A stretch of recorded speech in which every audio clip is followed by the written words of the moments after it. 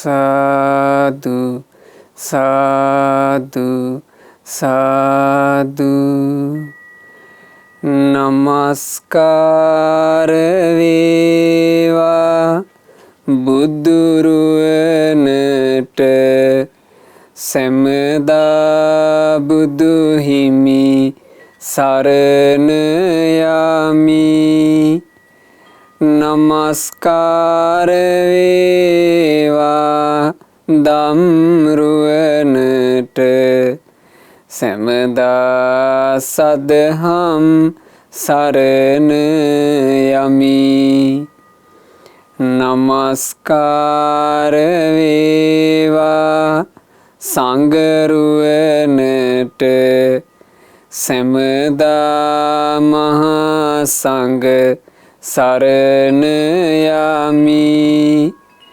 නමස්කාර වේවා තුනුරුවනට සැමදා තිසරණ සරණ යමි.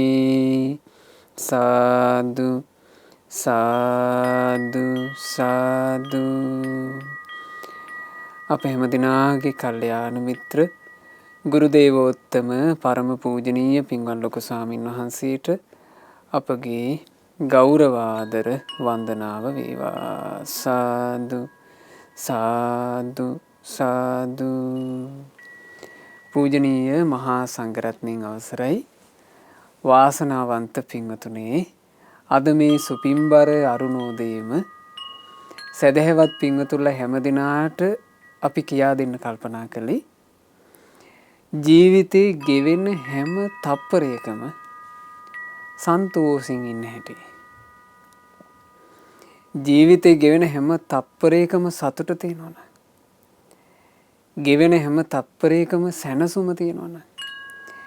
ගෙවෙන හැම තප්පරයක්ම සුවසේ ඉන්න පුළුවන් නම්, ගෙවෙන හැම තප්පරයකම පීඩාවක් නැත්තම් කොයිතරම් පහසුවක්ද?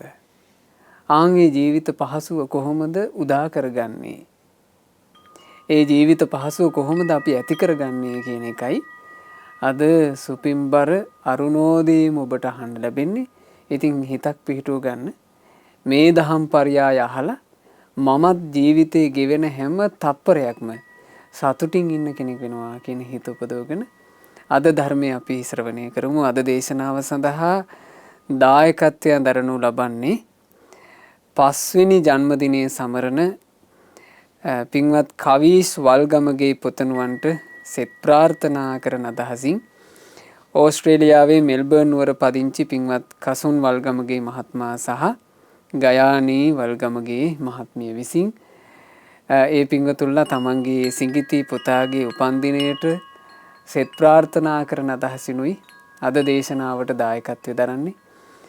ඒ පුතාගේ ජන්මදිනයේ වෙනුවෙන් මේ කෙරෙන දේශනාවේදී පින්වතුන්ලාට අහන්න ලැබෙනවා මුළු ජීවිත කාලෙම සැනසෙල්ල ඉන්න හැටි.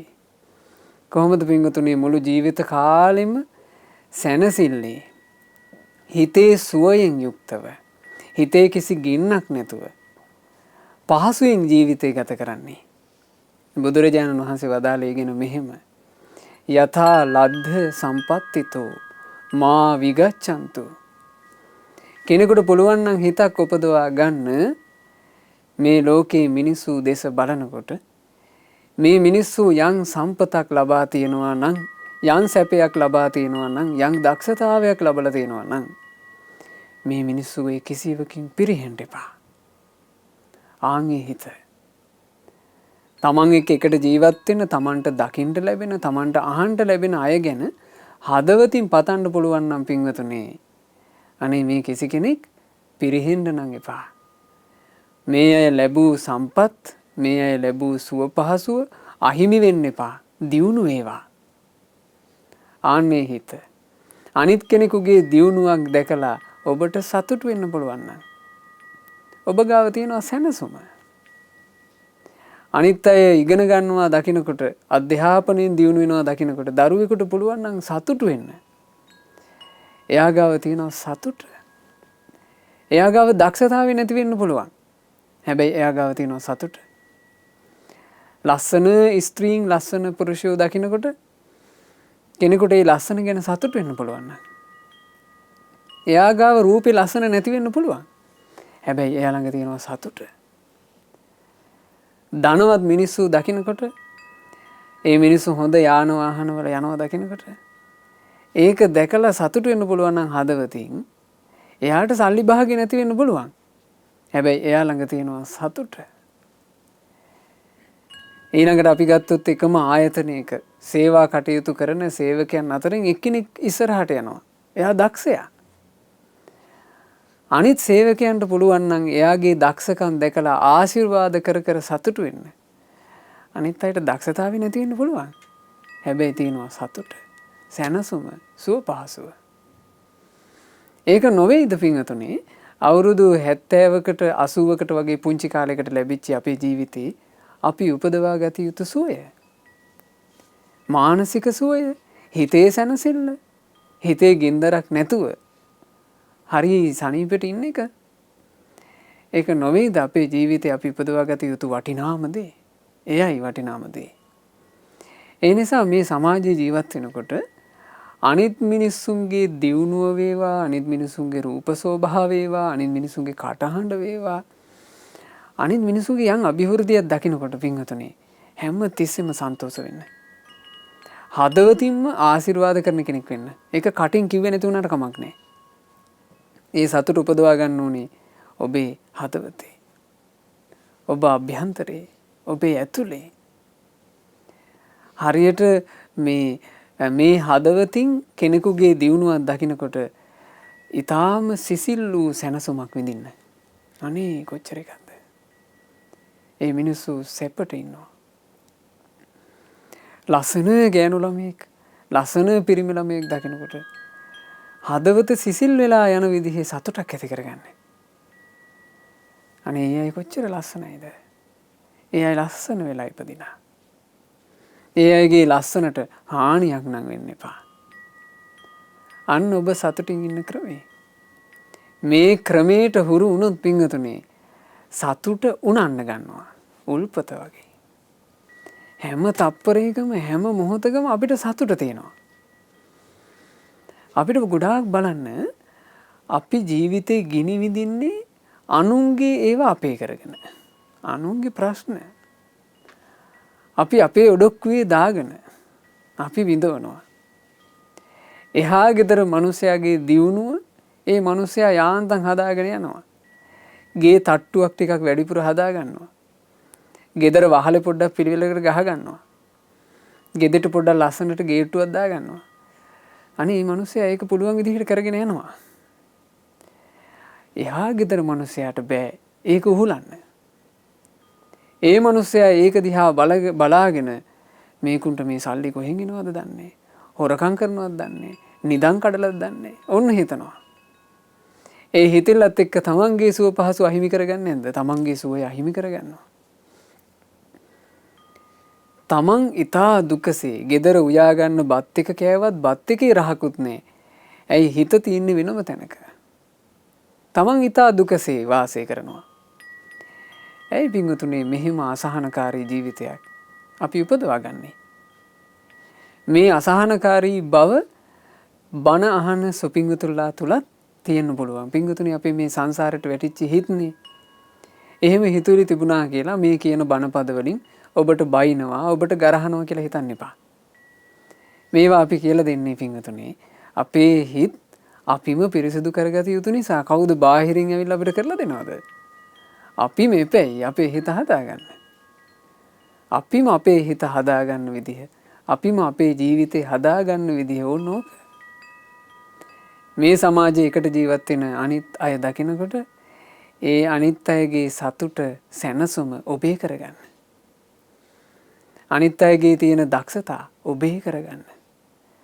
අනිත් අයට තියෙන වත්පොහොසත්කම් ඔබේ කරගන්න. ඒ අය සමහරලාට ඒ වත්පොහොසත්කම් වලින් විඳින සතුටට වඩා දහස් ගුණයක සතුටක් ඔබට විඳින්න පුළුවන්. ඒ අයගේ සම්පත් දැකලා ඔබ සතුට වෙනවා. ලස්සන රූපයක් තියෙන කෙනෙක් ඒ රූපේ හේතු කරගෙන විඳින සතුටට සැනසීමට වඩා ලොකු සතුටක්, ලොකු සැනසීමක් ඔබට විඳින්න පුළුවන් ඔය ක්‍රමයට ඔබ හුරු වුණොත්. හරියට මේ ක්‍රමය පින්වතුනේ රත් හඳුන් පැලයක් සුදු හඳුන් පැලයක් පැල කරගත්තා වගේ වටිනවා.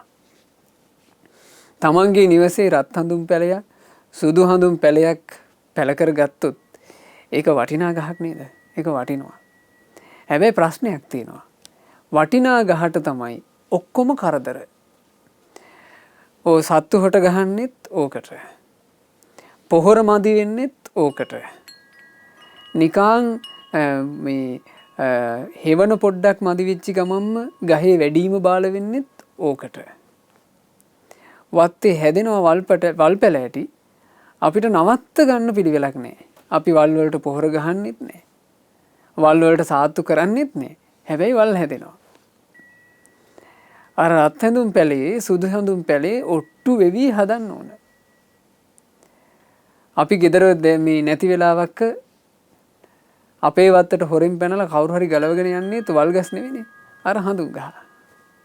උපද්‍රව වැඩිම හඳුන් පැලේට. හැබැයි හඳුන් පැලේ නිතර බල සාත්තු කර කර යම් කාලයක් ආරක්ෂා කළොත් ඒ හඳුන් ගහ පිහිටනවා. බාහිර සතෙකුට උපද්‍රව කරන්න බැරි වෙන විදිහට බාහිර මිනිස්සෙකුට ගලවාගෙන යන්න බැරි වෙන විදිහට හඳුන් ගහ පිහිටනවා. හඳුන් ගහ පිහිටපුවම පින්වතුනේ අර පොඩි වල් පැලෑටි වගේ නෙමෙයි. එයා මහා සද්දන්තයට හැදෙනවා. එයා හැදෙන්න වටිනාකමින් වැඩි. වල් පැලෑටි බලන්න. වල් පැලෑටිය හැදෙන්න මහා කරදරයක්. පුංචි පැලේ කාලේ යම් ලස්සනක් හරි දෙනවා. මේක ගාලට වැවුනට පස්සේ ලස්සනක්වත් නැහැ. හරි කරදරයි. හැබැයි රත් හැඳුම් පැලයක් සුදු හැඳුම් පැලයක් වැඩෙන්න වටිනවා. මෝරන්න වටිනවා. අවසානයේ කාලයක් එනවා ඔය හඳුන් ගහේ හෙවන මේ භූමිය වහගන්න. හඳුන් ගහේ විහිදිච්ච අතුපතර වලින් පොළොව වහගන්නවා. ඊට පස්සේ හඳුන් ගහ අවට වල් පැලෑටි වලට බෑ නැගිටින්න. ඒ වල් පැලෑටි වලට නැගිටීම පිණිස ඉර එළියක් හඳුන් ගහ දෙන්නේ. වල් ඔක්කොම මැරිලා යනවා. මේ හිතවිල්ල හරියට අර හැඳුම් පැලේ වගේ තේරුම් ගන්න. හඳුම් පැලයක් වගේ. මේ හිතවිල්ලට කියනවා ශාසනයේ ලස්සන වචනයක්. මුදිතා. අනුන්ගේ දියුණුව දැක සතුටු වීම මුදිතාවයි. අනුන්ගේ අභිවෘද්ධියේදී සැනසීම මුදිතාවයි. අන් අය ඉදිරියට යනකොට හදවත ඇතුලෙන් කරන ආශිර්වාදය මුදිතාවයි. ආන්නේ මුදිතා චිත්තය කියලා කියන්නේ ඉතා වටිනවා. පුංචි හිත පවා වටිනවා. හඳුන් පැලේ පොඩි කියලා නෑ වටිනවා. රත් හඳුන් සුදු හැඳුම් පැල පුංචි කියලා නෑ ඒක වටිනවා. ඒ වගේ මුදිතා හිතවිල්ලත් වටිනවා. හැබැයි ඒ හිතවිල්ල රෝපණය කරන්න ඕන. ඒක රෝපණය කරලා ඒකට පෝෂණය දෙන්න ඕන. බලා ගන්න ඕන. මුදිතාව අහිමි වෙයිද? එහෙම බලන්න ඕන. මගේ මුදිතා හිත තාම තියෙනවාද බලන්න ඕන. හරි ඉක්මනට ඉරිසියාව කියන වල් පැලෑටිය මේ හිතේ පළපදියම් වෙන්න ගන්නවා. එහෙන් මෙහෙන් පැලෑටි මතුවෙනවා. ඉක්මනට ඒ වාට මතුවෙන්න දෙන එක නවත්ත ගන්න ඕන. පැලේට සත්තු කට ගහනවා වගේ අර මුදිතා හිතටම බාධා එනවා. අනිත් අයත් කියනවා ඕකුන්ගේ ඔය දියුණුව ඔය ගත්තට ඔව්වා සුදු සල්ලි නෙමෙයිනේ. අම්මෝ ඉතින් අපිනේ දන්නේ කියනවා. එහෙම කියලා අපි අර අනිත් කෙනෙකුගේ දියුණුව දිහා බලාගෙන සතුටක් ලබනවා නම් ඒකට බාධා කරනවා. එතකොට මුදිතා හිතට සත්තුත් ගහනවා. හරි පරිස්සමින් මේක රැක ගන්න ඕන. හැබැයි රැකගත්තට පස්සේ පිංගුතුනේ මුදිතා හිත බලවත්ව ඇතුලේ පිහිටන කාලයක් එනවා. ආන්ගේ හිත පිහිටියාට පස්සේ ඒ හිතවිල්ල බලවත්, ඒ හිතවිල්ල වටිනවා, ඒ හිතවිල්ල ශක්තිමත්, ඒ හිතවිල්ලට කාටවත් බෑ පහර ගහන්න. ඊට පස්සේ අපේ හදවතේ රජ යන්නේ ඒ හිතවිල්ලයි. ඒ හිතවිල්ල රජ එනකොට ඉරිසියාව කියන වල් පැල ඇටියට නැගිටින්න බෑ. ඉරිසියාව හටගන්නේ. ඉරිසියාව නැතුව යනවා. තව කෙනෙකුගේ දක්ෂතා දකිනකොට දක්ෂතාවයට අත දෙන්න හිතිනවා. තව කෙනෙක්ගේ සුන්දරත්වය දකිනකොට සුන්දරත්වයට ආශිර්වාද කරන්න හිතෙනවා. හිතුවිලි ඔක්කොම යහපත් පැත්තට පෙරලෙනවා. ඒ නිසා පින්වතුනි මේ කියා දෙන සැනසීම ඔබ ඔබේ ජීවිතයේ සැනසීම බවට පත් කරගන්න. අපි පුංචි කාලෙකින් මැරිලා යන මිනිස්සුනේ. ඒ මැරිලා යන්න මේ ජීවත් වෙන කෙටි කාලේ පින්වතුනි අපිට පුළුවන් නම් සැනසille ඉන්න.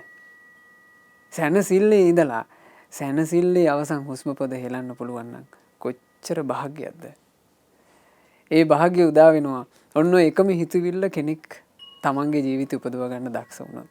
එහෙම නැති වුණොත් පින්වතුනි ගොඩාක් අර්බුද. අපි එක සිදුවීමක් අපිට ආරංචි වුණා.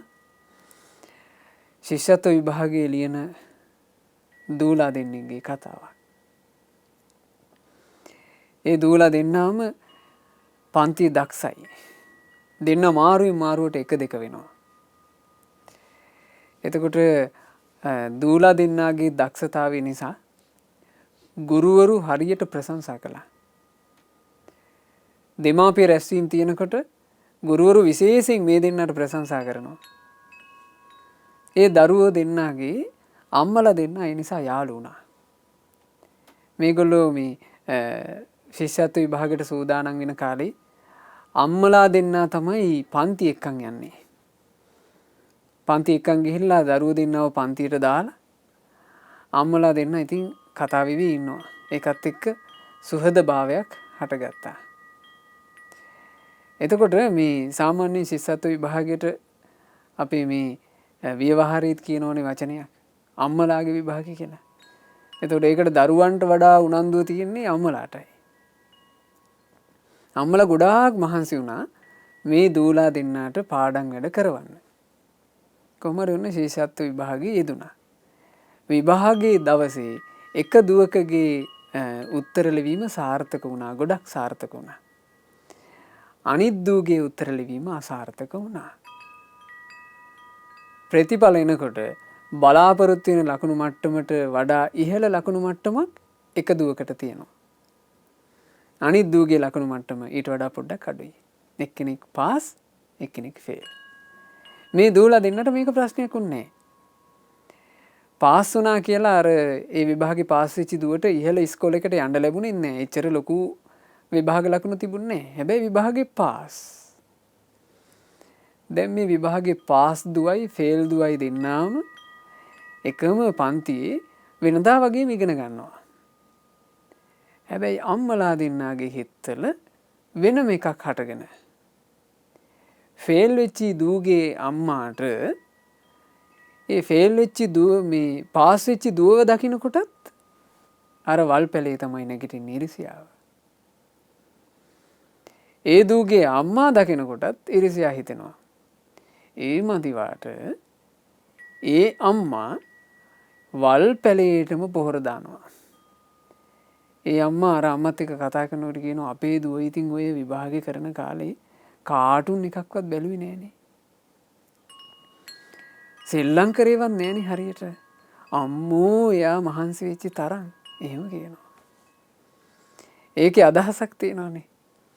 ඒකේ අදහසක් තියෙනවා ඕගොල්ලන්ගේ දුව ෆේල් උනේ එයා සෙල්ලම් කර කර ඉඳලා. කාටුන් බලලා මහන්සි වෙලා නෑ.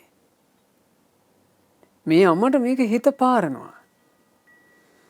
එතකොට මේ අම්මා මේ ඉරිසියාවම පෝෂණය කර කර ඉඳලා. එතකොට ඒ අම්මා පොහොර දුන්නේ මොකේද? වැරදි දෙයට. වැරදි දෙයට පොහොර දැම්මා. ඒක පෝෂණය වුණා. ඒක පෝෂණය වෙලා මේ අම්මාටම දැන් මල කරදරයක් මේ හිතුවිල්ල. මේ අම්මා කල්පනා කළා මේ විභාගේ පාස් වෙච්චි ගෑනු ළමයා ඉන්න නිසානේ මේ පඬිතකම් ඔක්කොම මම නසලා දාන්න ඕන. මෙහෙම හිතුවා. මේකට පොටක් හොයා හිටියා. ඒක අවස්ථාවක් හම්බුණා පින්වතුනි. ඒ අවස්ථාව හම්බ වෙච්ච වෙලාවේ දූලා දෙන්නාටම යෝගට් දෙකක් අරන් දෙනවා මේ අම්මා. එක යෝගට් එකකට මේ අම්මා යම් වසක් කලවම් කරා. ඒ වස කලවම් කරපු යෝගට් එක තමයි අර පාස් වෙච්ච දුවට දුන්නේ. ඒ දුව ඒක කෑවා. ලෙඩ වුණා. අමාරු වුණා. අමාරු වෙලා මේක යාන්තම් රෝගයකින් සනීප වුණේ. ඒ දුවගේ ශරීරයේ අභ්‍යන්තර අවයව වලට හානි සිද්ධ වුණා. මාස කීපයක් විඳවලා මැරිලා ගියා. ඒ දුව මිය පරලෝ ගියාට පස්සේ මේ ප්‍රශ්නේ ඉවර නෑ. සංසාර කතාවක් මෙතන තියෙන්නේ. අපි මේ යන්නේ පිංගුතුනේ සාංශාරික ගමනක. මේ ජීවිතේ මනුස්ස ලෝකය කියලා කියන්නේ එක නිවස්නයක්. පුංචි කාලයකට ආපු එකක්. මොකද අපි ගත්තොත් එහෙම තිරිසන් අපායවල ඒ වගේ ලෝක විතරයි අපිට ඇස්වලට පේන්නේ.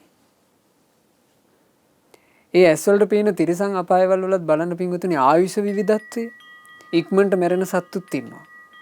සමහර සත්තු ඉන්නවා දීර්ඝායුෂ. ඉබ්බෝ කැස්බෑවෝ වගේ ගත්තාම ගොඩාක් දීර්ඝායුෂ තියෙනවා. තව මුහුදේ කොච්චර සත්තු ඇද්ද දීර්ඝායුෂ තියෙන.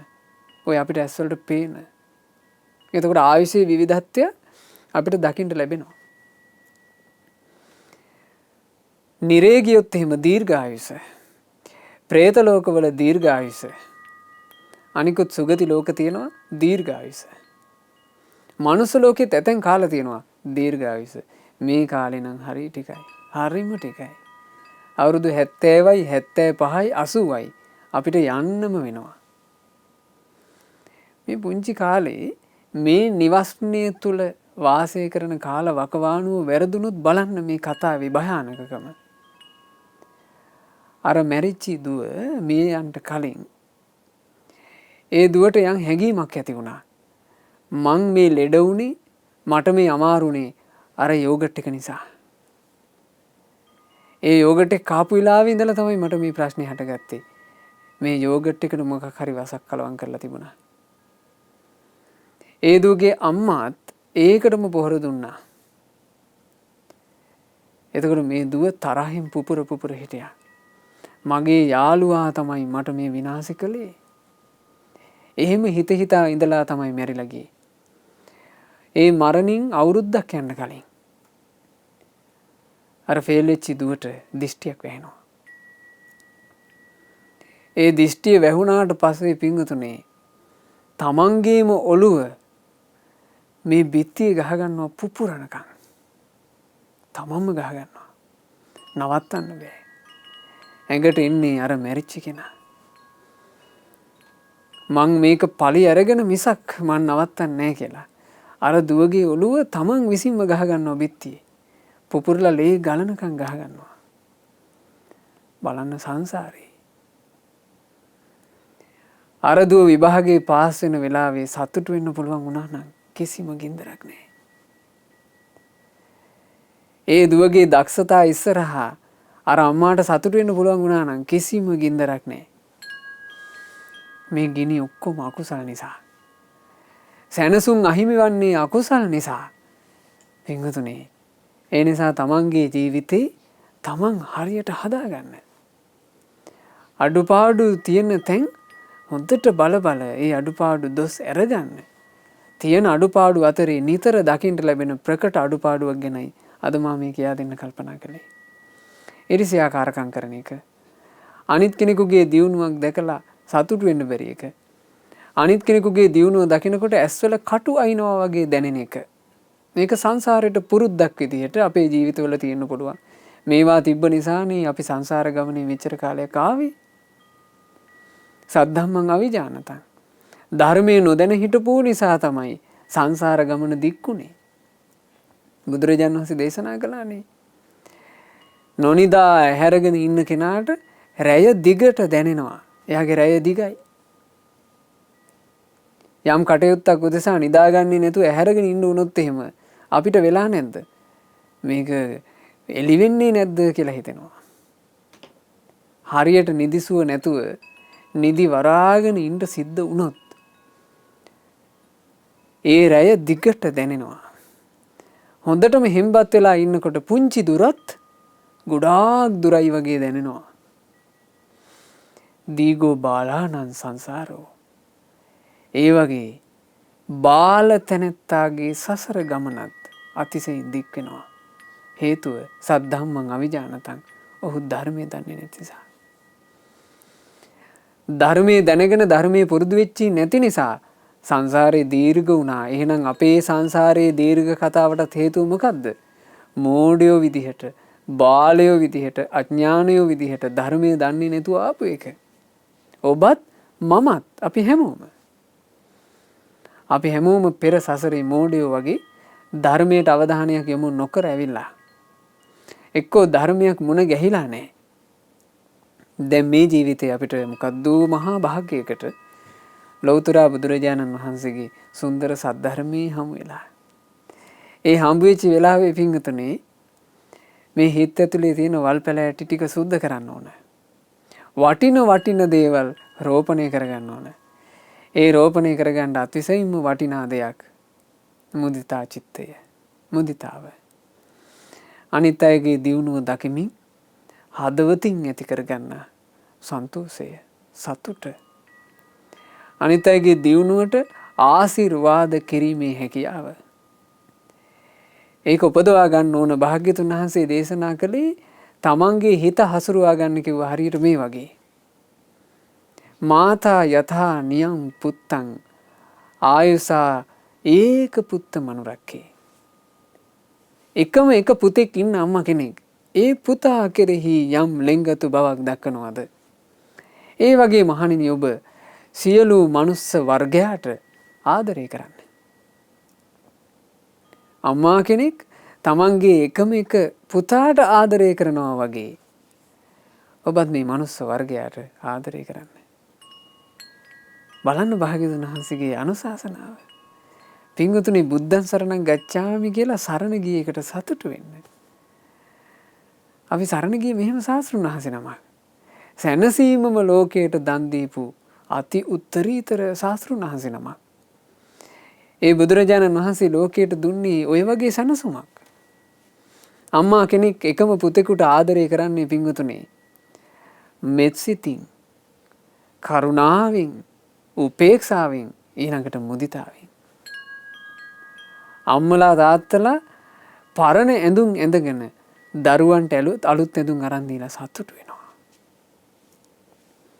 අම්මයි තාත්තයි අඳින්නේ පරණ ඇඳුම්. දරුවන්ට අරන් දෙනවා නිතර අලුත් ඇඳුම්. දරුවෝ අලුත් ඇඳුම් ඇඳගෙන යනවා දකින්නකොට අම්මලාට හරි සතුටුයි. තාත්තලාට හරි සතුටුයි. අපිට මතකයි අපේ දෙමව්පියෝ ගත්තාම අපේ තාත්තා බොහොම කලාතුරකින් තමයි අලුතින් ටී-ෂර්ට් එකක් අරගන්නේ. එහෙම නැත්නම් ෂර්ට් එකක් අරගන්නේ. ඒ ෂර්ට් එක අරගත්තාට පස්සේ එදාට අපේ නිවෙස්වල විශේෂ දවසක්. තාත්තා අලුතින් ගත්ත ෂර්ට් එක හොඳද කියලා අපිත් බලනවා. හැබැයි දරුවන් උදෙසා ඇඳුම් පැළඳුම් ආයිත්තම් හැමදේම අරන් දෙනවා.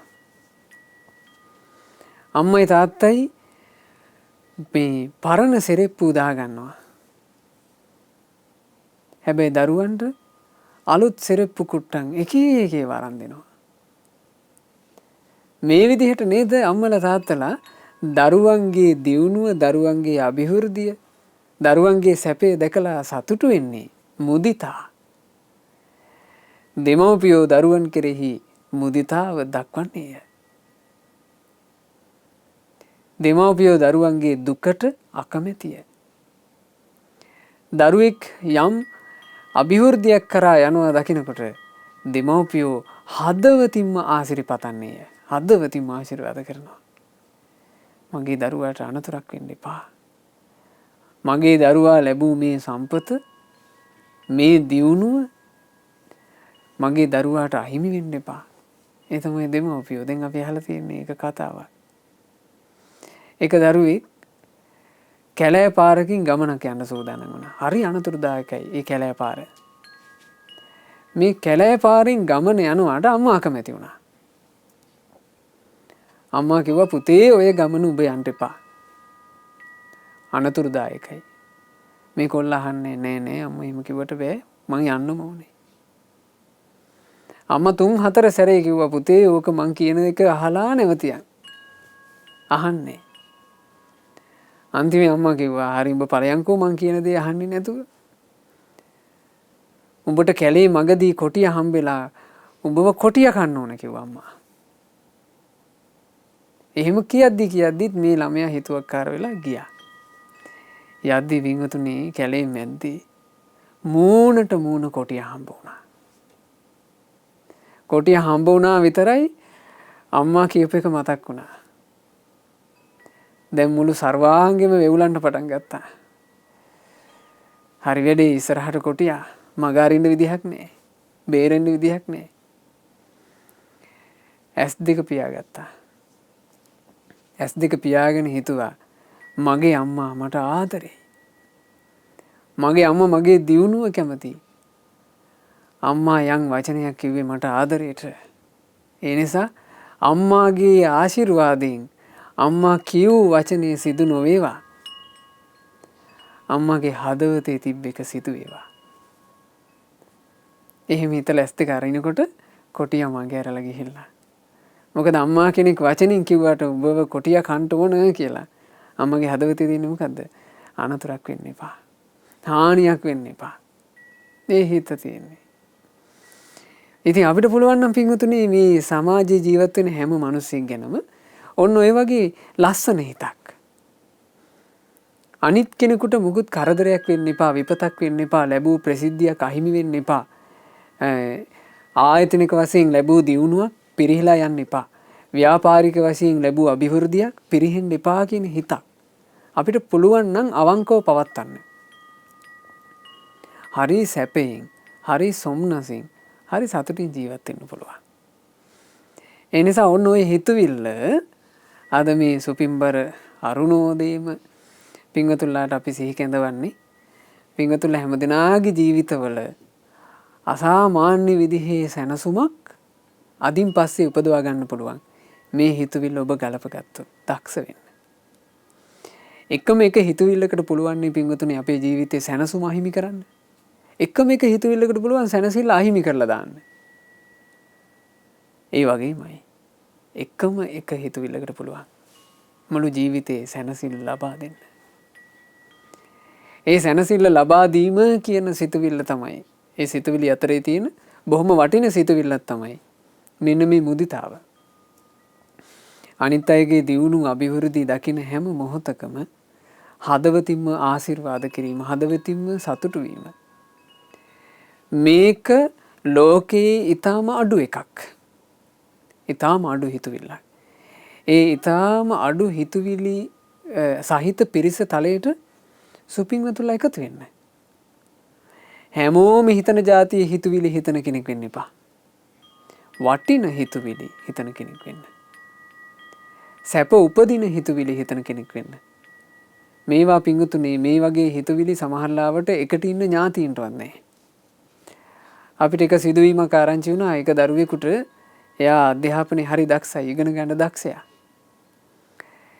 එයාට එක ලියපු විභාගයක් නිසා මේ විදේශ රටක ගිහිල්ලා වැඩිදුර අධ්‍යාපනය ලබන්නට විශේෂ ශිෂ්‍යත්වයක් එයාට ලැබුණා.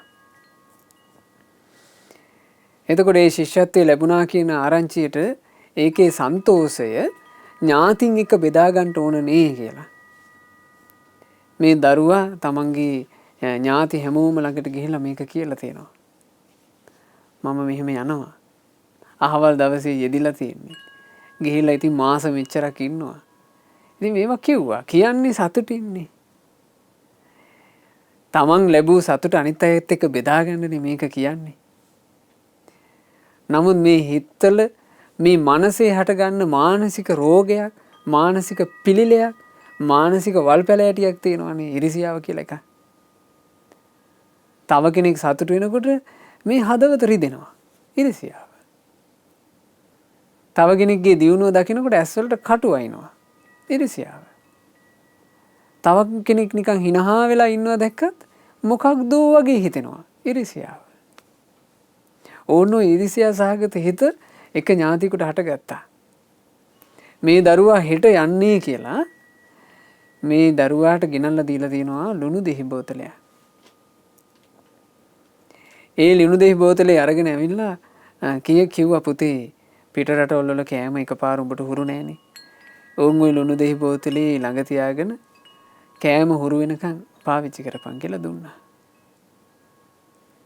මේ දරුවා යාපොට් එකකින් යන්න ලැහැත් වෙනකොට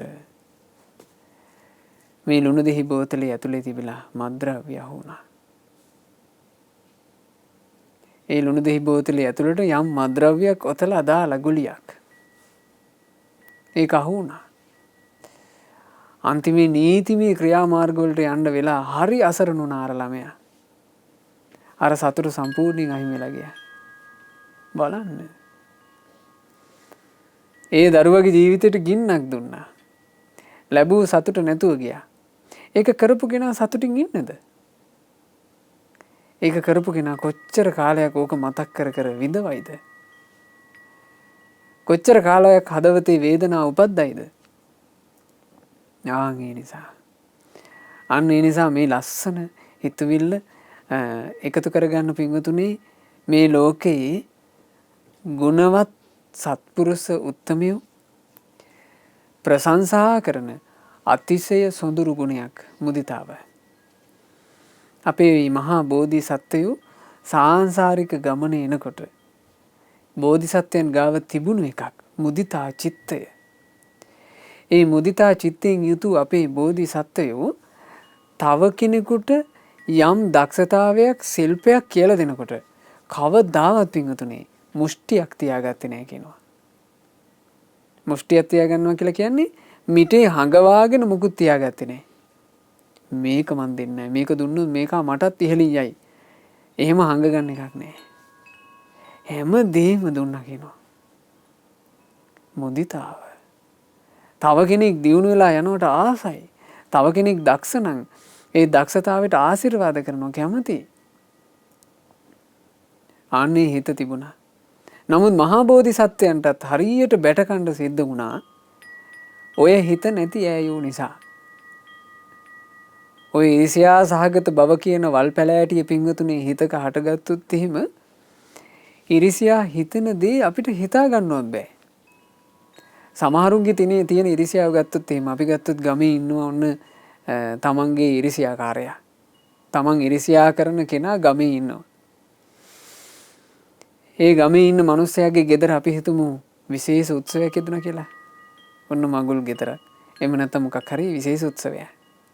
උත්සවයට දැන් අර මේ ගොඩක් සද්ද දාලා ඒ උත්සවේ ගමටම ඇහෙන විදිහට සංවිධානය කරනවා. ඊර්ෂ්‍යාව කියන එක හිතවල තියෙනකොට ඒ ඊර්ෂ්‍යාකාර මිනිස්සු මොකද කරන්නේ? මේ ගම දාලා යනවා එදාට. වෙන නෑදෑයගෙවල් වල යනවා. අර මිනිස්යන්ගේ සතුට ඇහෙන මානෙ ඉන්න බෑ ඊර්ෂ්‍යයි. බලන්න මේ හිතක තියෙන තමන්ම ඇති කරගත්ත වෙහෙස. සමහරලාට මග දිගට කියන්නේ. අද අර අයයන්ගේ මේ මෙහෙම මගුල් ගෙදරක්නේ. ආපෝ ඕව ඇහෙන්නවත් ඕනේ අපිට නෑ. ওই මිනිස්සුන්ගේ ඒවා ඇහෙන්නවත් ඕනේ අපිට. එහෙම කී බැන යනවා. කිසි සැනසෙල්ලක් නෑ. සදාකාලිකව මේ ලෝකේ පළපදියම් වෙලා ඉන්නව නෙවෙයිනේ. පුංචි කාලෙකින් අපි මිය පරලෝ යනවා.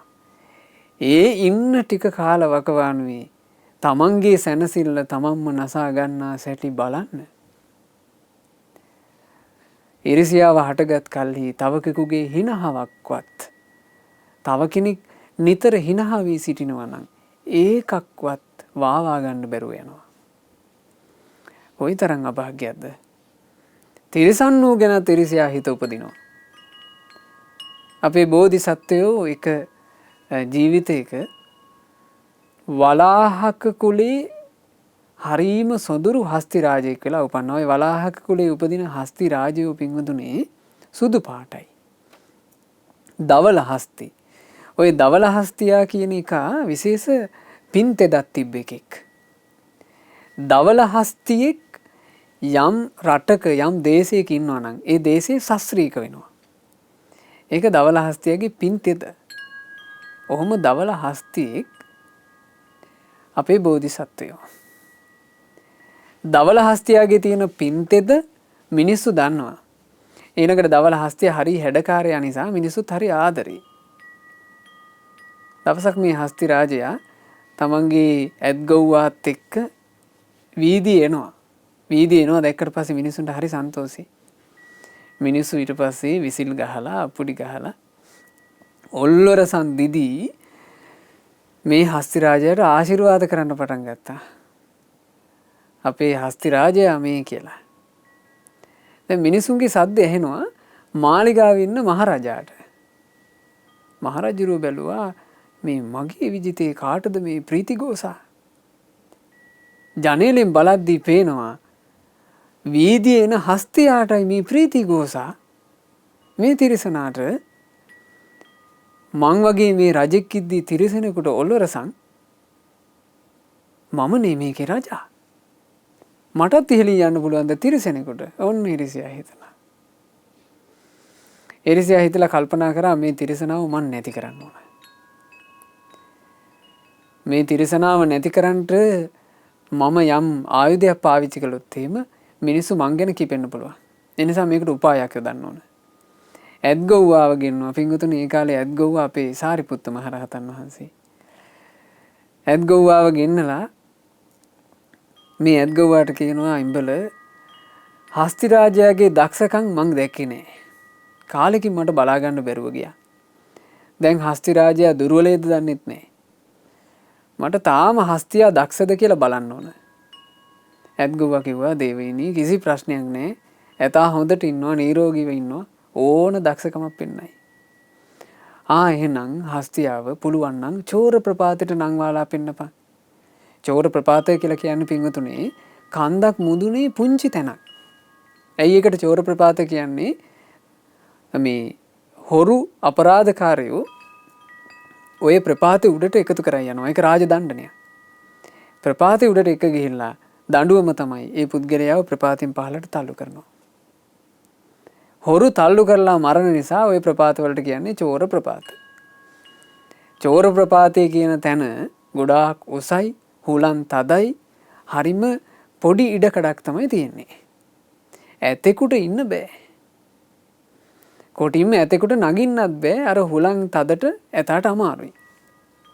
රජුරෝ හිතුවේ මේ ඇතා ඕකේ නගිනකොට පෙරිලා වැටිලා මැරිලා යයි. ප්‍රශ්න ඉවරයි කියලා.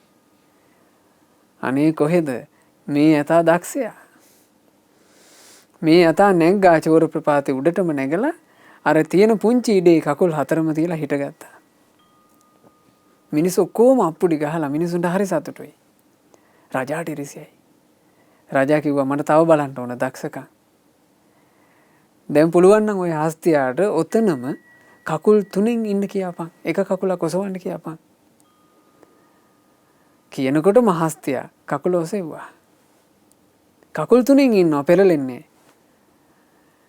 රජුරෝ කියනවා දැන් කකුල් දෙකකින් ඉන්න කියපන්.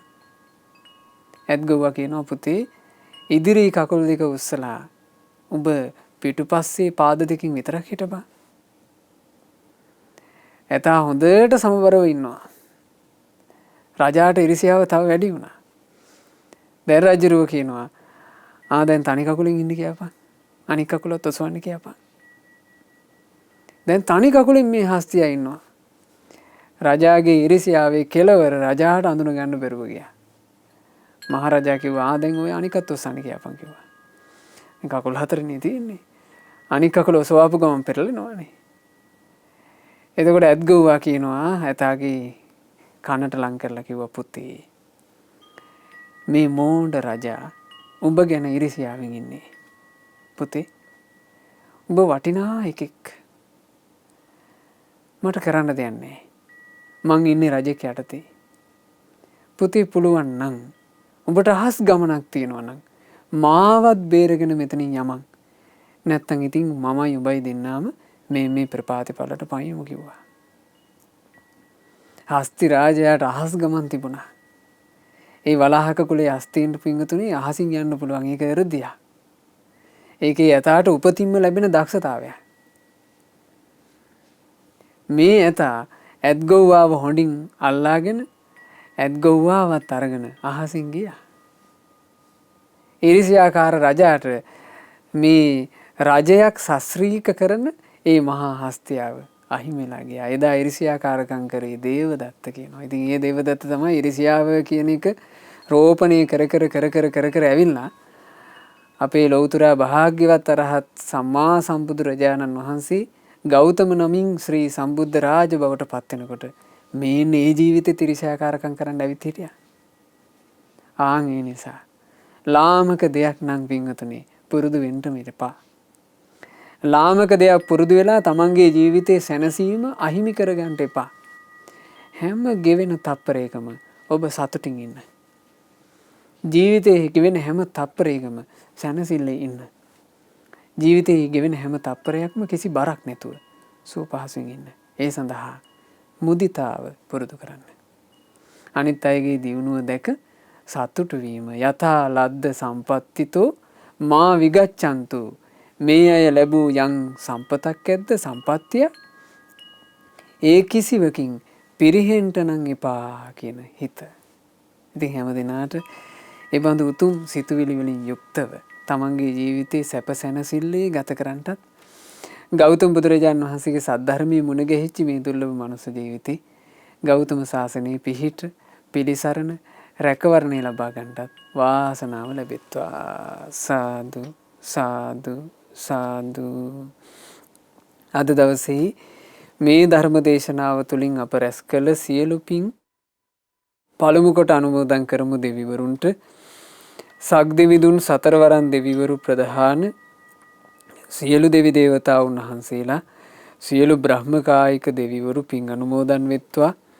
අපගේ ඉෂ්ඨකාමි හිතකාමි දෙවිවරුත් ලංකා භූමිය සුරකින්න සුමන සමන් දෙවියන් ප්‍රධාන සියලු දෙවිවරුත් පින් අනුමෝදන් වෙලා දෙවියෝ දිව්‍ය සැපින් දිව්‍ය ආශ්චර්යයෙන් වැඩෙත්වා.